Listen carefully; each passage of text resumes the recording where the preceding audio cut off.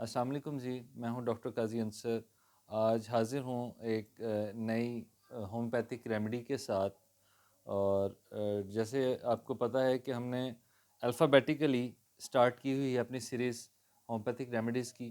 तो आज हम लेटर वी की एक इम्पॉर्टेंट और निगलेक्टेड रेमेडी के बारे में बात करेंगे।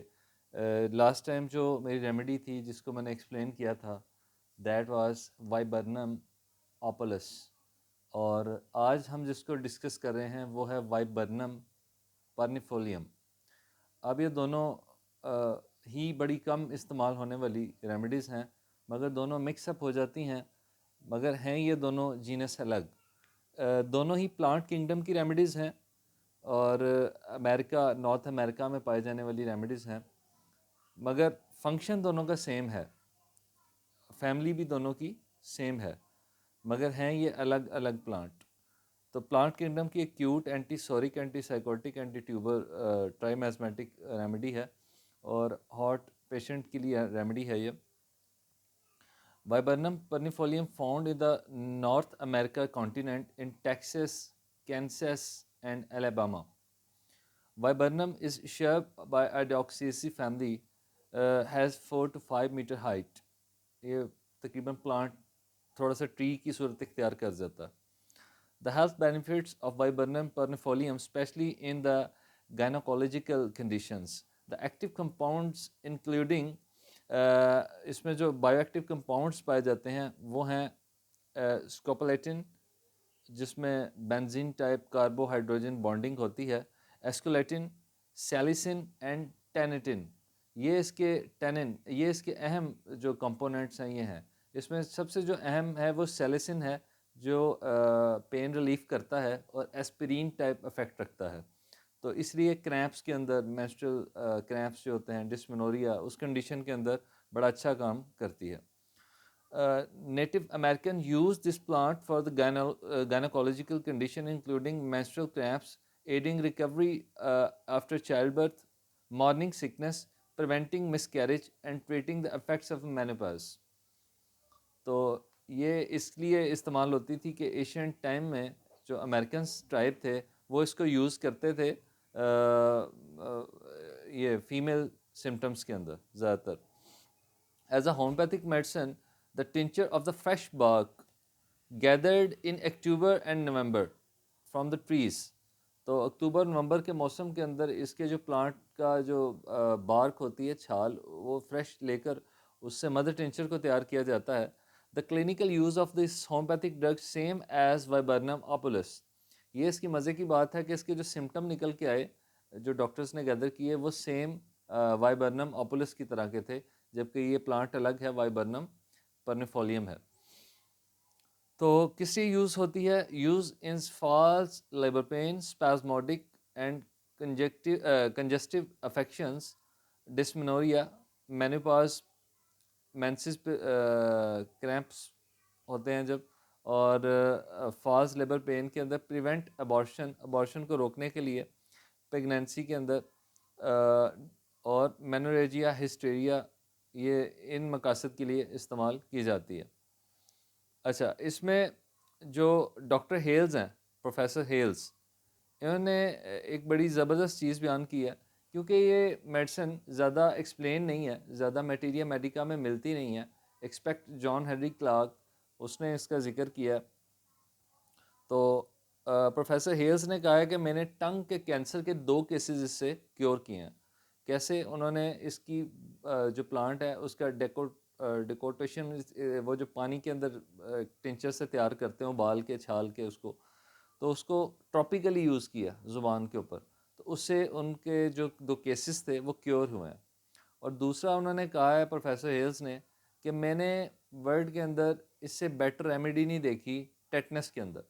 अभी देखें, टेटनस के अंदर हम और बड़ी रेमेडीज़ देते हैं, अभी तो उसका नसूट भी आ गया और हाइपेरिकम भी हम देते हैं।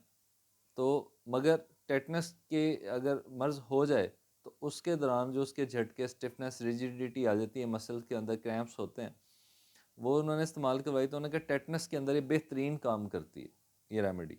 तो ये एक बड़ी पॉइंटेड चीज़ है, क्लिनिकल चीज़ है, इसको अलग से नोट कर लें कि टेटनस के अंदर आपको एक और रेमेडी ऐड हो गई है। और दूसरा टंग कैंसर के अंदर, ये दोनों बड़े पैथोलॉजिकल और क्रॉनिकल केसेस होते हैं और बड़े जो हार्ड केसेस होते हैं, तो उनके अंदर ये मेडिसिन काम करती है।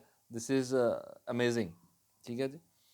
अभी मैं बता रहा था कि ज़्यादा मटीरियल मेडिका के अंदर है भी नहीं और छोटी सी है, नेगलेक्टेड है, तो हम इसको छोड़ देते हैं। अगर हम इसको गौर से पढ़ें तो बड़ी ज़बरदस्त मेडिसिन है।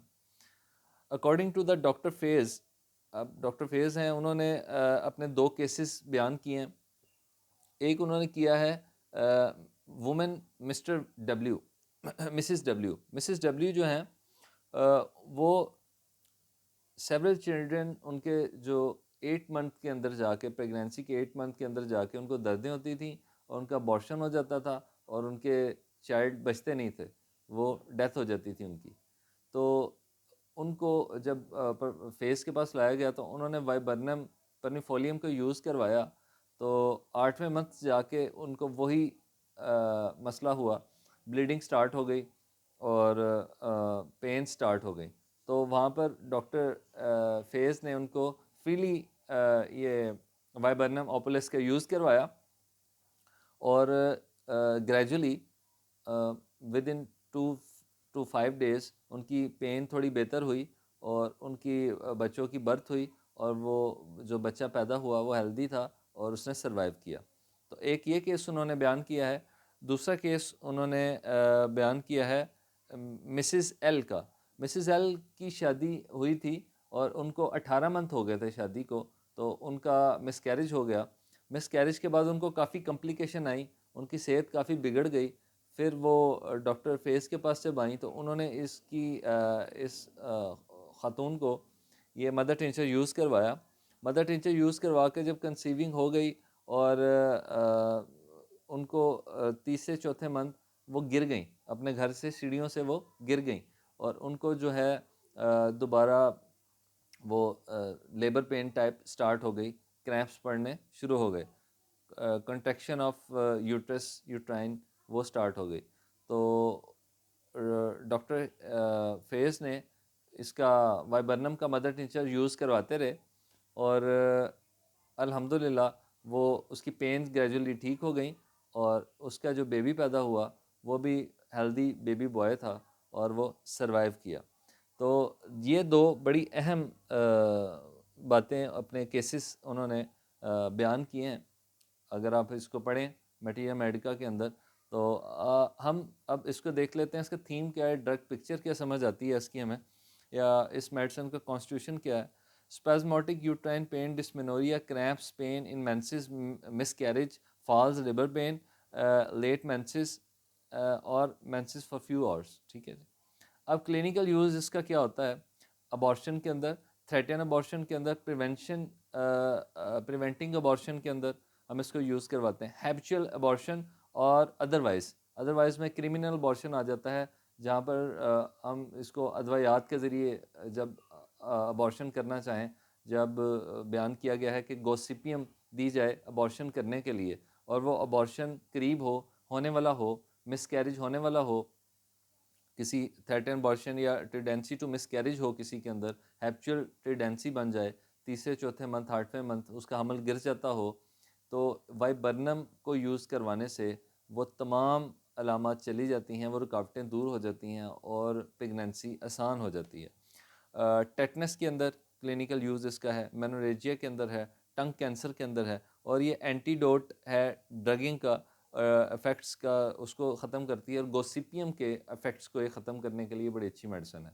जब कोई ख़ातून आपको पता चले कि क्रिमिनल अबॉर्शन की तरफ जा रही है, वो अपने अदवायात के ज़रिए अपना अबॉर्शन करना चाहती है और वो करीब है कि अबॉर्शन हो जाए, तो तब भी आप इसको यूज़ करें तो ये अबॉर्शन को अवॉइड कर सकती है, अबॉर्शन को बचा सकती है और ड्रग्स का इफ़ेक्ट ख़त्म कर सकती है। तो एंटीडोट इसका सच एज़ हम नक्स से ज़्यादातर एंटीडोट करते हैं, तो अगर इसके ज़्यादा इफेक्ट हो जाएं तो नक्स दी जा सकती है, मगर इसको हम 30 और क्यू में ज़्यादा यूज़ करते हैं वाइबर्नम को, मगर ये गोसिपियम के इफ़ेक्ट्स को एंटीडोट कर देती है। अगर गोसिपियम बहुत ज़्यादा ले ली और ब्लीडिंग जारी हो गई है तो हम उसके इफ़ेक्ट्स को एंटीडोट कर सकते हैं। तो ये थी आज की रेमेडी जो मैंने बयान की, छोटी सी रेमेडी है मगर इसके आप 5-6 क्लिनिकल जो फीचर्स हैं इसके वो जहन में रख के आप इसको यूज़ करें। ख़ासकर फीमेल डॉक्टर्स इसको अपने क्लिनिक पे यूज़ करें और बड़ा फ़ायदा होगा। कहाँ यूज़ करें?